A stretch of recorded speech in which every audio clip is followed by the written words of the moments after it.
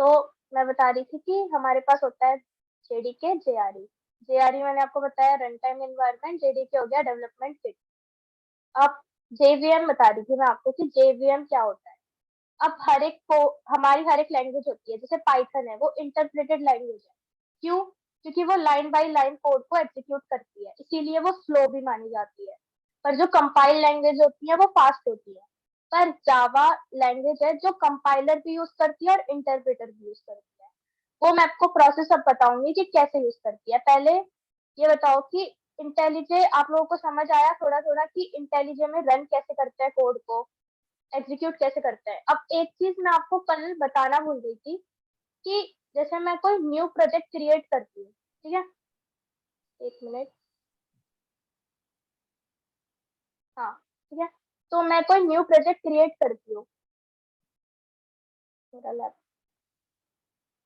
हाँ, तो यहाँ पे एस डी के आ रहा है। किसी ने मेरे को पूछा नहीं कि एस डी के क्या होता है, बट मेरे को कल अक्षता ने पूछा था कि एस डी के क्या होता है। जैसे जेडी के होता है जावा डेवलपमेंट किट, ऐसी एस डी के होता है सॉफ्टवेयर डेवलपमेंट किट। वही है, इसमें जेडी के का ही हम पार्ट देंगे कि जहाँ पे हमारा जेडी के की .txt फाइल सेव्ड है, ठीक है, उसी का पार्ट देंगे। और एस डी के को हम बोलते हैं सॉफ्टवेयर डेवलपमेंट किट, ठीक है। अब ये नया प्रोजेक्ट मैं इसलिए क्रिएट कर रही हूँ क्योंकि जो लोग कल नहीं आए थे उनको समझ आ जाए। अब यहाँ पे हम देखो कितनी सारी लैंग्वेजेस को इम्प्लीमेंट कर सकते हैं। स्पेशली एंड्रॉइड चलाना है, फ्लटर चलाना है, जो भी हमें चलाना है हम इंटेलिजे के थ्रू चला सकते हैं। और हमें ये स्निपेट्स भी प्रोवाइड करता है जिनको हम यूज करके अपनी कोडिंग को फास्ट कर ले, ठीक है। अब हम इसमें नेक्स्ट करेंगे। नेक्स्ट के लिए कुछ नहीं है, कमांड लाइन अभी मैं आपको बताऊंगी। अब जैसे मैंने यहाँ पे फाइल का प्रोजेक्ट का नाम दिया, तो सेकंड दे दिया, जैसे सेकंड डे आज, तो मैंने सेकंड दे दिया, ठीक है। अब मैं इसको फिनिश करूंगी तो मेरे डेस्कटॉप पे एक सेकंड नाम की फाइल जनरेट हो जाएगी, प्रोजेक्ट जनरेट हो जाएगा सेकंड नेम से, ठीक है। फिनिश किया, क्रिएट किया, नया प्रोजेक्ट जनरेट हो गया, ठीक है। अब जो भी हमें जावा को रन करने के लिए कॉन्फ़िगरेशन फाइल्स चाहिए या लाइब्रेरी क्लासेस जो हम इंपोर्ट करना चाहते हैं, उनको हम डायरेक्टली यहाँ पे एक्सेस कर पाएंगे क्योंकि हमने ऑलरेडी कॉन्फ़िगरेशन ऐड कर दी है। ये देखो, ये सारी हम यूज कर पाएंगे, ठीक है। और कॉन्फ़िगरेशन फाइल ऐसी भी है कि जैसे मैंने आपको बताया डेवलपमेंट टूल्स होते हैं, तो डेवलपमेंट टूल्स हमें कहीं तो एक्चुअली में इंस्टॉल करने पड़ेंगे ना, तभी तो हम उनको उसके साथ यूज कर पाएंगे। तो वो सब यहाँ पे अपने आप प्रोजेक्ट क्रिएट हो जाता है, ठीक है। अब जो हम अपनी फाइल बनाते हैं जावा की, वो हम एसआरसी फोल्डर के अंदर बनाते हैं। एसआरसी मतलब सोर्स, ठीक है। जावा क्लास बनाई, क्लास का नेम मैंने आपको बताया था हमेशा कैपिटल लेटर से स्टार्ट करते हैं, ठीक है। जैसे मैंने बनाई सेकंड डे, ठीक है, क्लास क्रिएट हो गई। अब ये क्लास क्रिएट हो गई हमारे पास। अब मैंने आपको एक और चीज बताई थी कल, जैसे हमारे पास सी में मेन मेथड होता है जिसके अंदर हम अपना starting of the code start करते हैं, क्योंकि हमारा जो एग्जीक्यूशन होता है प्रोग्राम का वो हमेशा मेन मेथड से ही स्टार्ट होता है। तो जावा में भी हमारे पास मेन मेथड हम क्रिएट करते हैं और उसका प्रोटोटाइप ये होता है, ठीक है, पब्लिक स्टैटिक वॉइड मेन। इन सब चीजों का क्या यूज है, क्यों यूज ऐसे ही करते हैं, वो बाद में बताऊंगी, ठीक है। अब प्रिंट एलन, जैसे हम सिंपल प्रिंट लिखते हैं पाइथन में, यहाँ पे हमें ये पूरी लाइन लिखनी पड़ेगी, system dot out dot println एलन। सिस्टम क्या है? एक क्लास है जो हमें क्या प्रोवाइड कर रही है, एक और क्लास, मतलब, हाँ, बोलो। नहीं कुछ नहीं मैम, सॉरी। हाँ, तो ये हमें प्रोवाइड कर रही है मेथड प्रिंट एलन का, ठीक है। और हम इसमें यूज कर सकते हैं कुछ भी प्रिंट करने के लिए। अब मैंने आपको कल रन करने का सिर्फ एक तरीका बताया था कि हम अपने जावा कोड को यहाँ से प्ले बटन पे क्लिक करेंगे, रन पे क्लिक करेंगे तो रन हो जाएगा और हमें आउटपुट नीचे दिख जाएगा, ठीक है। बट जावा के प्रोग्राम को हम टर्मिनल के थ्रू भी रन कर सकते हैं। और यहाँ पे एक जो प्ले बटन अभी पॉज हो रहा है ग्रे कलर में दिख रहा है, यहाँ से भी प्ले कर सकते हैं। और कई तरीके हैं जावा के कोड को रन करने के लिए, ऐसा नहीं है कि सिर्फ मेल से कर सकते हैं। ये रन हो गया, अब मैं यहाँ से प्ले करूंगी, ये वापस रन होगा, ठीक है। तो जावा के कोड को यहाँ से मैम भी रन, डाउट। हाँ पूछो। मैम ये जो हम प्रिंट करने के लिए system dot out dot print L use करते हैं, इसका मतलब क्या, what is meaning of this line? हाँ मैं व्हाट इज आपको अभी लाइन? बताऊंगी, क्योंकि अभी मैंने आपको ये नहीं बताया ना कि कीवर्ड्स क्या होते हैं, क्या क्या वर्ड्स किस किस चीज के लिए यूज होते हैं। इसलिए मैंने अभी आपको ये भी पॉज पे रखा है कि पब्लिक क्या है, स्टैटिक क्या है, ये सब मैं आपको धीरे धीरे करके बताऊंगी। अभी सिर्फ मैंने आपको ये बताया कि प्रिंट करना है तो आपको ये लाइन लिखनी पड़ेगी। ठीक है, अब मैं आपको बता रही थी कि प्ले कैसे करते हैं। यहाँ से प्ले किया, प्ले हो गया। यहाँ से प्ले किया, प्ले हो गया। राइट कंट्रोल क्लिक करेंगे तो यहाँ पे भी प्ले का ऑप्शन आता है। Play second day dot main method को रन करेगा। अब मुझे करना है टर्मिनल से, अब मुझे अपने कोड को टर्मिनल से चलाना है। ये होता है हमारा टर्मिनल। ये मैंने कहाँ से क्लिक किया, यहाँ पे देखो रन ऑप्शन आ रहा है, टू डू ऑप्शन आ रहा है, problems, profiler, terminal, Python packages, build. इसमें जो टर्मिनल है उस पे आप लोग जाओगे तो पहले आप देख लो कि आप उस फोल्डर के अंदर हो भी जिसमें आपकी फाइल है। अब आपकी फाइल किस फोल्डर के अंदर है, एसआरसी फोल्डर के अंदर है। ठीक है, तो पहले आपको एसआरसी फोल्डर के अंदर जाना पड़ेगा। अब यहाँ पे टर्मिनल पे ऐसे हम लिख नहीं सकते या फिर हम कोई कर्सर नहीं पॉइंट कर सकते कि हम फोल्डर के अंदर चले गए। यहाँ पे हमारे पास कुछ कमांड्स होती हैं। ठीक है, अब पहले हम देख लेते हैं कि क्या हमारे सेकंड फोल्डर के अंदर हमारी कोई फाइल्स है भी या नहीं। तो उसके लिए हमारे पास होता है ls कमांड। ठीक है, ls मतलब लिस्ट डायरेक्टरीज, लिस्ट फाइल्स, मतलब कि हम फाइल्स को दिखा सकते हैं कि हमारे सेकेंड डायरेक्टरी में कौन सी फाइल्स है। ठीक है, ls किया। अब देखो इसने हमें बता दिया कि हमारे पास डॉट आइडिया है, आउट है, एसआरसी है और सेकेंड डॉट IML है। देख लो यही फाइल्स है हमारे पास सेकेंड फोल्डर के अंदर। मैंने ये नहीं बोला कि एक्सटर्नल लाइब्रेरी से, ये देखो ये एक फोल्डर है, ये एक फोल्डर है और ये एक फोल्डर है, यहाँ पे 3 फोल्डर है। ठीक है, तो सेकंड के अंदर गए, हमारे पास आइडिया है, आउट है, एसआरसी है और सेकंड डॉट IML फाइल है। ठीक है, तो अब पहले हमें अपनी फाइल के पास जाना पड़ेगा। ठीक है, तो अब हम अपनी फाइल के अंदर जाने के लिए, अपनी डायरेक्टरी को चेंज करने के लिए कमांड यूज करते हैं cd कमांड किया। अब मेरी फाइल किस फोल्डर के अंदर है, एसआरसी फोल्डर के अंदर है, cd एसआरसी लिखा। ठीक है, cd एसआरसी, तो हम एसआरसी फोल्डर के अंदर पता मतलब पहुंच गए। अब कैसे पता चला, यहाँ पे देखो हमारा पाथ भी चेंज हो गया कि सेकंड के बाद मैम हम एसआरसी के अंदर है। सीडी क्या हुआ? सीडी cd हुआ चेंज डायरेक्टरी, मतलब कि चेंज। पहले हम सेकंड फोल्डर के अंदर थे, सेकंड डायरेक्टरी के अंदर थे और अब हम एसआरसी डायरेक्टरी के अंदर है। ठीक है, ठीक है, यहाँ तक अगर हाँ किसी मैम। को डाउट है तो बताओ, क्योंकि ये चीज टर्मिनल पे ही होती है।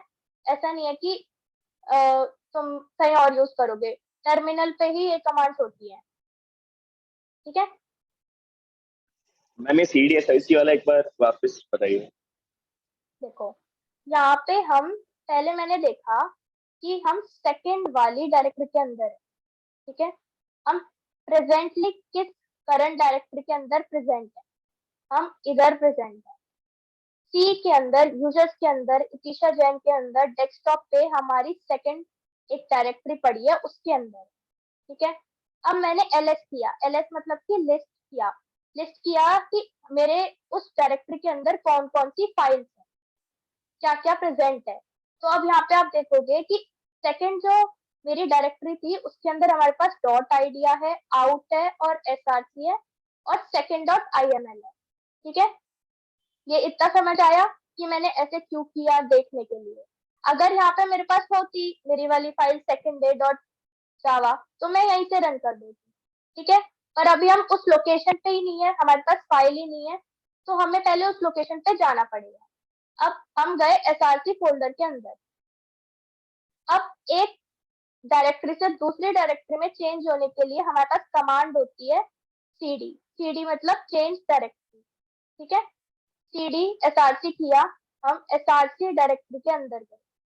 अब मैंने एसआरसी डायरेक्टरी के अंदर गई, अब मैं यहाँ पे ls करूंगी, लिस्ट करूंगी, तो देखो यहाँ पे तुमको फाइल दिख जाएगी second day.java, मतलब कि अब हम सही लोकेशन पे है।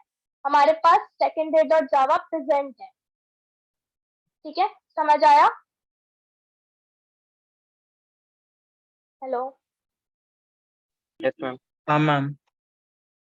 ठीक है। किसी को अब कोई भी दिक्कत है तो यहाँ तक बताओ एक बारी, किसी को भी, 1 मिनट को।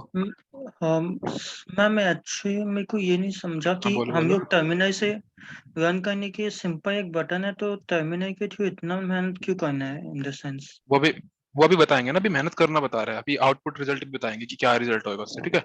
अभी किसी को यहाँ तक कोई दिक्कत है? LSCD क्यों किया, टर्मिनल ओपन क्यों किया, इतना प्रॉब्लम है किसी को? किसी को भी हैंड रेस कर सकता है कोई भी, अगर किसी को भी दिक्कत है तो आगे, वरना प्रॉब्लम आएगी अगर किसी को यहाँ पर प्रॉब्लम, ठीक है। चलो कंटिन्यू। ठीक है, तो अब हम राइट पोजीशन पे हैं, मतलब जहाँ पे हमारे डेस्टिनेशन थी, जहाँ पे हमारी डॉट जावा फाइल प्रेजेंट थी, वहां पे हम पहुंच गए हैं एसआरसी डायरेक्टरी के अंदर। अब मैंने आपको बताया था कि हमारे पास बहुत सारे डेवलपमेंट टूल्स होते हैं, ठीक है। मैंने आपको कल एक स्क्रीनशॉट भी शेयर किया था, ये देखो, इसमें देखो आपको डेवलपमेंट टूल्स के अंदर काफी सारे डेवलपमेंट टूल्स दिख रहे होंगे, जावा, जावा सी, जेशेल। तो इसी में से जो आपको एक टूल दिख रहा है ना, जावा सी, वो हम यूज करते हैं किसी भी जावा फाइल को कंपाइल करने के लिए, ठीक है, किसी भी जावा फाइल को कंपाइल करने के लिए, ठीक है। अब मैं टर्मिनल पे अगर जावा सी और अपनी फाइल का नाम लिखूंगी,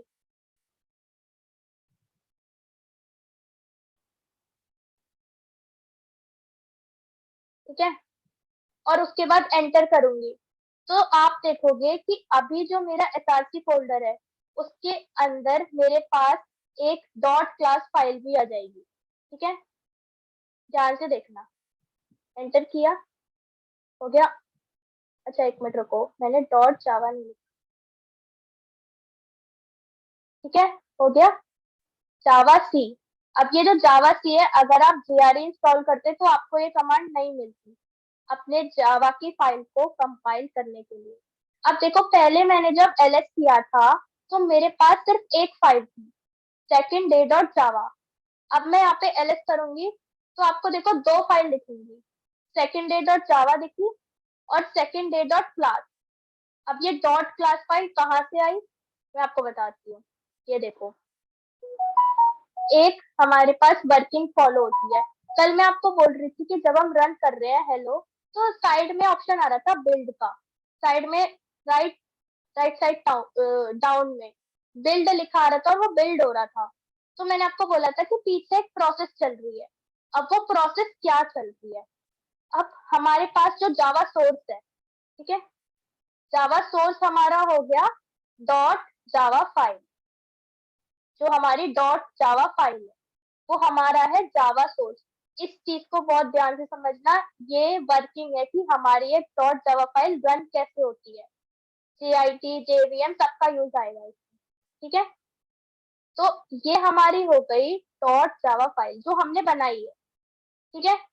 अब जो मैंने कमांड चलाई ना जावा सी, वो क्या कर रहा है, हमारे कंपाइलर को यूज करके एक बाइट कोड जनरेट कर रहा है। अब आप पूछोगे कि मैम जावा सोर्स से बाइट कोड में कन्वर्ट क्यों ही करना है, इसीलिए कन्वर्ट करना है, मैंने आपको बताया था कि JRE के अंदर हमारे पास JVM होता है। JVM कभी भी हमारी डॉट जावा फाइल को नहीं समझता, वो समझता है बाइट कोड को, बाइट कोड मतलब डॉट क्लास फाइल को, इसीलिए हमें ये कन्वर्ट करना पड़ता है, ठीक है। अब ऐसा JVM क्यों करता है, वो एक कंडीशन होती है, हमारे पास जावा के कुछ फीचर्स होते हैं, ठीक है। जावा एक प्लेटफॉर्म इंडिपेंडेंट लैंग्वेज है ऐसा बोला जाता है, पर ऐसा क्यों है, कैसे है, वो यही रीजन है कि JVM जो होती है वो डिफरेंट मशीन के लिए डिफरेंट होती है। पर अगर हम जावा को रन करते हैं ना, तो हम अपने किसी भी प्लेटफॉर्म पे सेम जावा कोड को रन कर सकते हैं। अब ऐसा क्यों, क्योंकि JVM क्या समझेगी, बाइट कोड, वो डॉट जावा फाइल को नहीं समझेगी, वो समझेगी बाइट कोड को।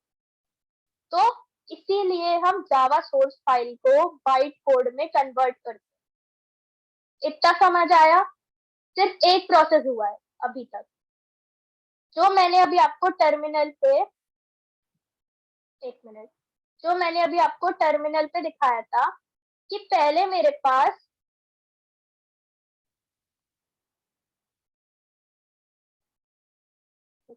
हाँ, तो मैंने आपको पहले दिखाया था कि जब मैंने पहले एलएस किया था तो मेरे पास सिर्फ एक डॉट जावा फाइल थी। ये चीज आपको टर्मिनल पे तो देखने को मिल रही है, पर आप उस पे नॉर्मल यूआई पे रन करके देखोगे तो आपको नहीं दिखेगा, बस वो बिल्ड दिखेगा यहाँ पे जो राइट साइड कॉर्नर में आता है। तो ये चीज समझनी जरूरी है। जब मैंने इसको जावा सी किया और उससे कंपाइल किया अपने डॉट जावा फाइल को, तो यहाँ पे जब मैंने एलएस किया तो मेरे पास एक और फाइल आई जो कि हमारी है डॉट क्लास फाइल। ठीक है, इतना समझ आया कि मैंने जावा सी यूज किया कमांड को, एलएस किया, उस फोल्डर के अंदर मेरे पास डॉट क्लास फाइल आई। अब आपको यहाँ दिखाऊंगी, यहाँ पे भी देखो डॉट क्लास फाइल आई है, इसको ओपन करके दिखाऊंगी। ये बाइट कोड है, अब वो कैसे है वो अपने आप डेवियम समझेगा। ठीक है, कि मैम ये अगर जावा बाइट्स है, ये बाइट जावा कोड जो बाइट्स मैंने, हाँ जावा बाइट कोड है, डॉट क्लास फाइल होती है हमारी जावा बाइट कोड। ठीक है, अब ये देखो, एक मिनट,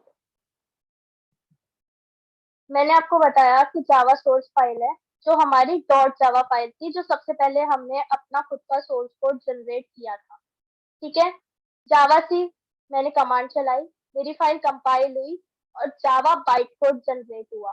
जावा बाइट कोड क्यों जनरेट हुआ उसका भी रीजन मैंने आपको बताया, क्योंकि जेवीएम जो होता है वो कभी भी डॉट जावा फाइल को नहीं अंडरस्टैंड करता, सिर्फ डॉट क्लास फाइल को अंडरस्टैंड करता है। अब ऐसा क्यों? इसीलिए क्योंकि जावा हमें कुछ फीचर्स प्रोवाइड करती है।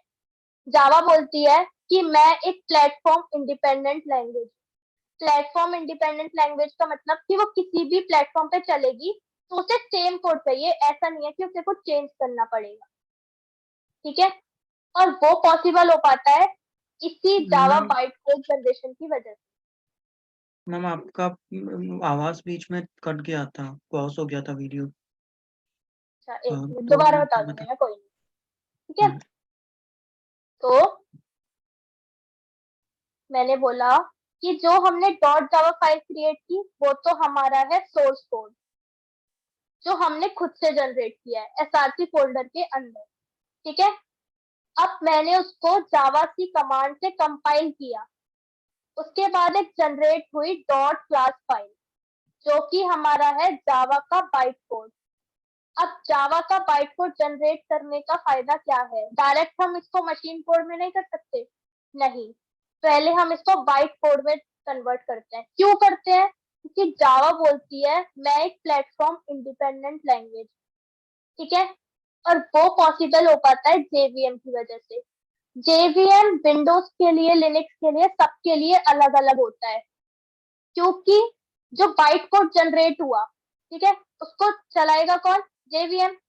जेवीएम का काम है उसको मशीन कोड में, बाइनरी में कन्वर्ट करना, 0 1 में कन्वर्ट करना। ठीक है, तो जेवीएम कहता है कि आप प्लेटफॉर्म इंडिपेंडेंट रहो, बट मैं डिफरेंट डिफरेंट प्लेटफॉर्म्स के लिए डिफरेंट रहूंगा। मतलब कि, एक मिनट, मैं आपको पेंट पे ड्रॉ करके समझाती हूँ।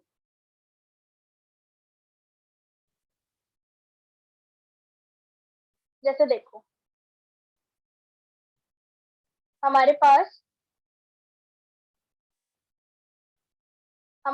है एक डॉट जावा फाइल। ठीक है, डॉट जावा फाइल है, उसके बाद मैंने उसको डॉट क्लास फाइल में बदला। ठीक है, क्लास है ये, सी मत समझना, सी मतलब कि सी प्रोग्रामिंग वाली फाइल। ठीक है, उसके बाद मैंने उसको कन्वर्ट किया मशीन कोड में। अब ये जो कन्वर्जन हुआ वो मेरा कंपाइलर ने किया, जो मैंने जावा सी कमांड चलाई, और यहाँ पे हमारा होता है जेवीएम। जेवीएम ये काम करेगा, इसको मशीन कोड में बाइनरी की फॉर्म में कन्वर्ट करेगा। ठीक है, ओके, इतना समझ आया? Yes ma'am. यहाँ तक कोई डाउट है किसी को?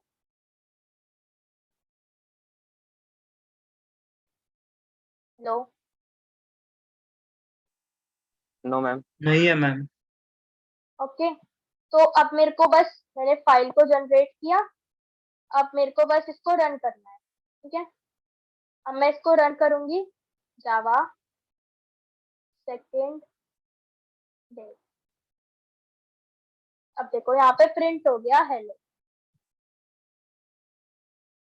यहाँ पे प्रिंट हो गया हेलो, ठीक है। इतना समझ आया? अगर कोई आपको बोले कि टर्मिनल पे मुझे आपका कोड चलाना है, तो अब आपने पूछा था मुझसे तो कैसे चलेगा, ठीक है।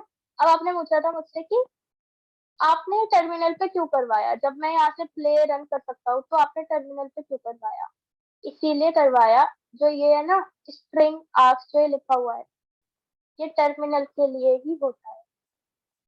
जो भी इनपुट मैं टर्मिनल से दूंगी ना, वो इस आर्क्स में जाता है। अब ये आर्क्स क्या है? ये तो नेम है, और ये जो स्ट्रिंग ये लिखा हुआ है ना, ये स्ट्रिंग की एक एरे को डिक्लेयर करने का प्रोटोटाइप है कि स्ट्रिंग की एरे कैसे डिक्लेयर हो। तो जैसे मैं टर्मिनल से कोई इनपुट दूंगी तो वो आर्क्स की एरे में जाता है।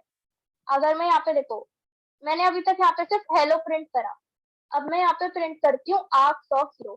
इतना तो पता ही है कि इंडेक्सिंग 0 से स्टार्ट होती है एरे की, ठीक है।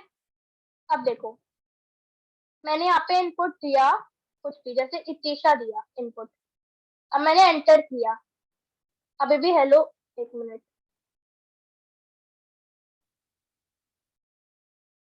कोड सेव नहीं हुआ है क्या? फिर से कंपाइल करना होगा जावा सी सेकेंड डे डॉट जावा। अच्छा हाँ, मैंने कंपाइल नहीं किया, ठीक है, ये तो भूल ही गई। कंपाइल किया, अब मैंने, और ये जो मैं वापस से कमांड ला रही हूँ ये अप एरो की से ला रही हूँ, ठीक है। एंटर किया, इतिशा आ गया। ये क्यों प्रिंट हुआ? क्योंकि ये आर्क्स की एरे में जा रहा था और आर्क्स की 0 इंडेक्स को प्रिंट किया। अब मैं अगर यहाँ पे आर्क्स की 1 इंडेक्स को प्रिंट करती, ठीक है, और यहाँ पे मैं इस कोड को कंपाइल करके वापस से मैंने इसको रन किया, ठीक है। अब देखना क्या होगा, यहाँ पे देखो एरे की एरर आ गई। क्यों आई? क्योंकि एरे की इंडेक्सिंग आपको पता है 0 से स्टार्ट होती है, ठीक है, 0 से स्टार्ट होती है। मैंने इसको सिर्फ एक आर्ग्यूमेंट दिया था इतिशा, तो इसके पास 1 इंडेक्स पे कुछ वैल्यू ही नहीं आई, इसीलिए यहाँ पे एक एक्सेप्शन जनरेट हुई कि एरे की इंडेक्स आउट ऑफ बाउंड्स, मतलब कि एरे की इतनी लेंथ है ही नहीं जितनी आप प्रिंट कराना चाह रहे हो, ठीक है। अब मैं यहाँ पे देखो दो वो दूंगी इनपुट, इतिशा दिया, एबीसी दे दिया मैंने, ठीक है। अब मैं एंटर करूंगी, देखना एरर नहीं आएगी, एबीसी प्रिंट हुआ। क्यों? क्योंकि एरे की 1 पे जो प्रेजेंट है वो एबीसी है। ये जो इतिशा एबीसी चल रहा है ना, ये तो फाइल का नेम हो गया, ये हमारे हो रहे हैं आर्ग्यूमेंट्स जो हमारी इस फाइल में जा रहे हैं, इसीलिए टर्मिनल इंपॉर्टेंट है, ठीक है। समझ आया इतना? मैम ये चीज पूछनी थी, अगर हम यहाँ से आर्ग्स हटा देते जो मेन के आगे हमने पैरेंथेसिस लगा रखी है, तो क्या ये फिर हटा इस तरह दिया से मैंने। इनपुट नहीं ले? नहीं, ये चलेगा ही नहीं, क्योंकि मेन मेथड का प्रोटोटाइप पहले से डिफाइंड है। जो जावा डेवलप करते हैं उन्होंने ऐसा ही प्रोटोटाइप डिफाइन किया हुआ है। कभी किसी फंक्शन को रन किया है ना, सी पाइथन सर। कहीं पर भी, ठीक है। किसी फंक्शन के जब हम रन करते हैं तो उसके अंदर पैरेंथेसिस होते हैं, पैरेंथेसिस के अंदर हम आर्गुमेंट्स देते हैं, राइट। ये आर्गुमेंट की तरह ही है, अगर हम उसको हटा देंगे ना वहां से तो भी चलेगा, ठीक है। बट उसको हटा के क्या फायदा? जो आर्ग्स लिखा है ना, वो आर्ग्स उस एरे का नाम है। अगर आर्ग्स की जगह मैं वहां पर विशु लिखूंगा ना तो विशु भी चलेगा, ठीक है। यहाँ पर आर्ग्स की जगह कुछ भी लिख सकते हो, बस वो एक डेटा टाइप है, उस एरे का नाम है। एबीसी लिखोगे तो एबीसी भी चलेगा, ठीक है। वो स्ट्रिंग टाइप की है, इसलिए हम यहाँ पर जो भी अपना पास कर रहे हैं वो स्ट्रिंग के रूप में पास कर रहे हैं।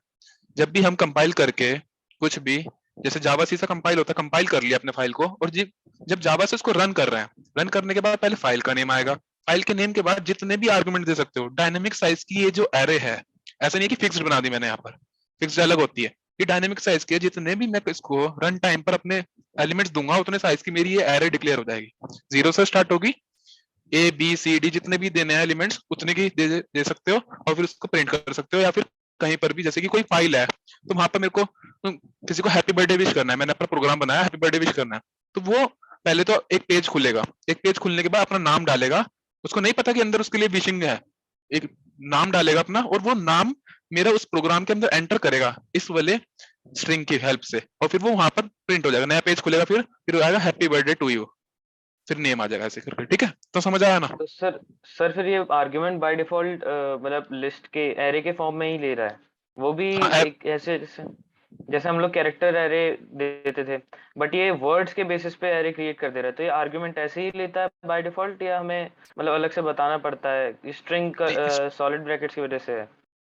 नहीं स्ट्रिंग दे रखा है ना हमने, तो स्ट्रिंग तो वो उतनी होगी ना कि अगर स्पेस के सेपरेटेड रहती है स्ट्रिंग, एक होती है पूरी लाइन और एक होता है space but sir separated. String तो कैरेक्टर का कलेक्शन भी बोला जाता है, तो जैसे अगर हमने हेलो लिख रखा है तो HELLO ये सब सेपरेट एलिमेंट्स होते, पर इसकी जगह वो हेलो को एक पूरा वर्ड एक एलिमेंट को 0th इंडेक्स पे रखेगा, बाय हेलो डिफॉल्ट बोल रहे हैं।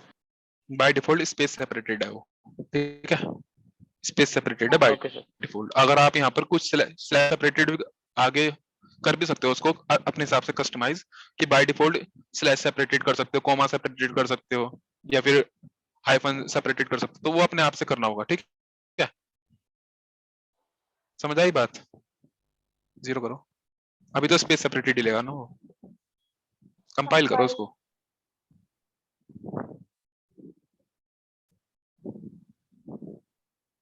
अब रन करो, ठीक है, इतना समझ आया ना? जैसे ये देखो वॉइड में ही नहीं है बॉस, जब हम रन कर रहे हैं ना प्रोग्राम को तो वो इस वाले मेथड को कॉल कर रहा है। ठीक है, बाय डिफॉल्ट एक क्लास बनाई है, क्लास के अंदर जो मेथड है बाय डिफॉल्ट मेथड भी मेन ही होता है। बाय डिफॉल्ट क्लास वो होती है जिसके आगे पब्लिक लिखा होता है, पब्लिक क्लास को ही हमेशा वो कॉल करेगा और कोई इसी क्लास को नहीं कॉल करेगा। वो जो पब्लिक क्लास होती है वो बाय डिफॉल्ट क्लास होती है, और जो पब्लिक स्टैटिक वर्ड मेन होता है जो PSVM, ठीक है, ये बाय डिफॉल्ट मेन मेथड होता है। ये दो चीज मेन होती है और ये दो चीज डिफॉल्ट होती हैं जो पहले ही रन होती है जब हम जावा कमांड रन करते हैं। ठीक है, सर अगर हम ये इंडेक्स हटा दें, सिर्फ ABC प्रिंट कराएं, तो क्या एरे आ जाएगी, या फिर मतलब हाँ सिर्फ एरर उसका देगा? उसका वो आ जाएगा, क्या कहते हैं, हैश कोड, मतलब कि इसका बात का वो कहते हैं एड्रेस। एड्रेस आ गया, देखो जावा में एड्रेस ऐसे होता है, हैश कोड कहते हैं इसको। ठीक है, सी में सर तो जो अलग ये से नंबर, सी में तो नंबर्स आ जाते हैं, पाइथन में तो यहाँ पर हैश कोड ही होता है कि java.lang.string और उसका आगे उसका अलग से पर्टिकुलर एड्रेस। बोलो अब क्या करते हैं? सर ये यहाँ कि पर ये डॉट लेंथ भी चलेगा। हेक्साडेसिमल यही है, हाँ हाँ 3FE733। हाँ, यही है, इसको हैश कोड कहते हैं, हैश कोड हेक्साडेसिमल। ठीक है, अब इसके आगे मैं वो लगाऊंगा ना abc.length, जितने भी स्ट्रिंग से रिलेटेड फंक्शन सब चलेंगे यहीं पर, पहले है ना ये। हाँ ठीक है, मेथड लगेगा इसमें भी, पहले कंपाइल किया फिर रन।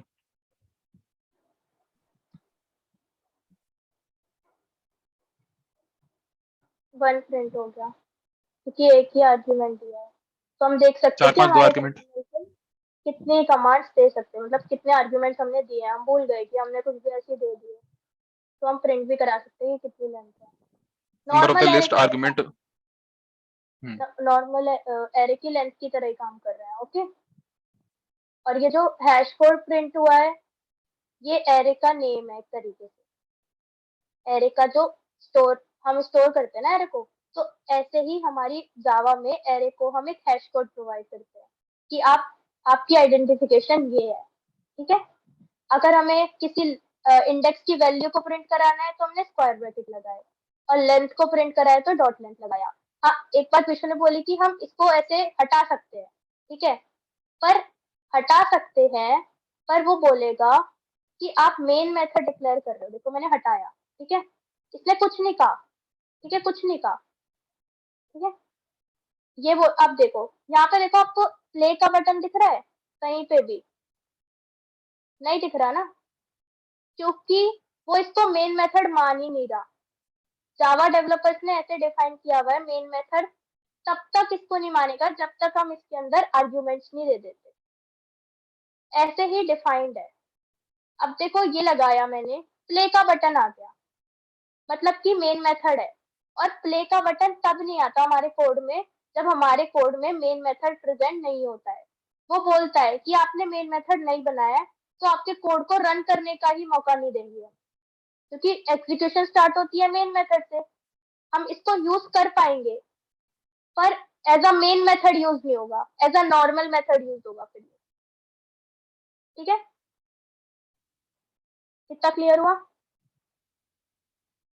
हाँ, सब लोग रिजॉइन कर लेना, वो मीटिंग एंड होने वाली है। ठीक है, मैम तो हाँ मैम एक डाउट है, जैसे कि हाँ, अगर आपने अभी कहा कि आर्क्स ब्रैकेट में जरूर लिख दिया आपने, व्हाट इफ हाँ। कि अगर मुझे पूरा नाम देना हो बाय स्पेस सेपरेट, तो कैसे उसको प्रिंट कराएंगे? दोबारा बोलो एक बारी। आर्क्स 0 दिया मैंने। हाँ, और आप इनपुट दे रहे हो मुस्कान स्पेस शाक्या, तो मैं उसको मुस्कान प्रिंट करेगा, शाक्या प्रिंट नहीं करेगा ना स्पेस के नहीं, बाद शाक्या वाला? प्रिंट नहीं करेगा। तो मैं पूरा कैसे स्पेस के प्रिंट वालों को करवाएंगे? टर्मिनल पे ऐसे नहीं देंगे ना। जैसे मैंने अभी इतिशा एबीसी दिया, या तो हम उसको अंडरस्कोर से सेपरेट कर दें कि जैसे मुस्कान है और उसका सरनेम शाक्या है और हमें पूरा प्रिंट कराना है, तो हम उसको अंडरस्कोर से सेपरेट कर देंगे, तो पूरा एक आर्ग्यूमेंट लेगा।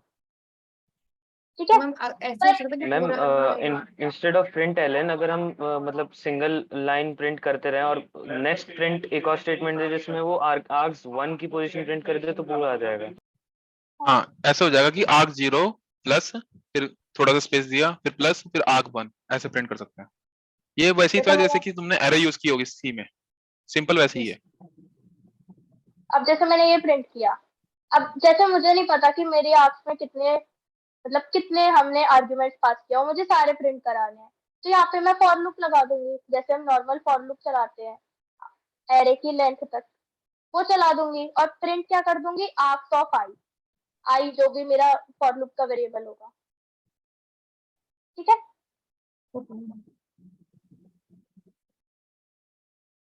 अब मैं आपको एक चीज जैसे एक हम बार प्रिंट आइडेंटिटी, करके दिखा दो उनको। इसके आगे लिखो आर्क 0 प्लस, अच्छा वो उसके प्रिंट अंदर लिखो सिस्टम डॉट आउट। हाँ, मुस्कान साक्या डाल के दिखा देना, अंदर प्लस मीटिंग एंड होने वाली है।